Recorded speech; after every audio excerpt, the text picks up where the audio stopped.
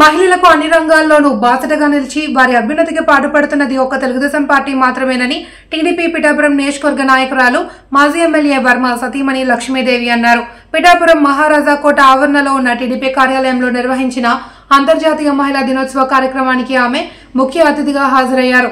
పార్టీకి చెందిన మహిళలంతా లక్ష్మీదేవి వర్మకు పూలు జల్లుతూ ఘనంగా స్వాగతం పలికారు. ఈ సందర్భంగా భారీ కేక్ను లక్ష్మీదేవి వర్మ కట్ చేసి మహిళలకు తినిపించారు.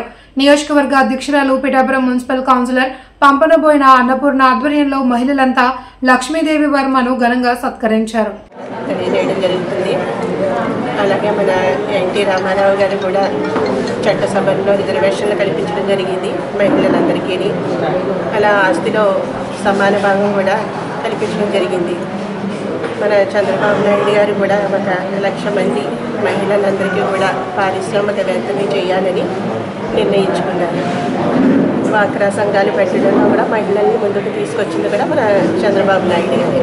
దీపం పథకం కింద మహిళలందరికీ కూడా సంవత్సరానికి 3 గ్యాస్ సిలిండర్లు ఇవ్వడం జరుగుతుంది. 5 సంవత్సరాల నుంచి నిరంతరం మీ కుటుంబంతో కలిసి ఉన్న వర్మ గారు, మా కుటుంబం కూడా అంతా కూడా మీ అందరిలోని కలిసిమెలిసి తిరగడం జరిగింది.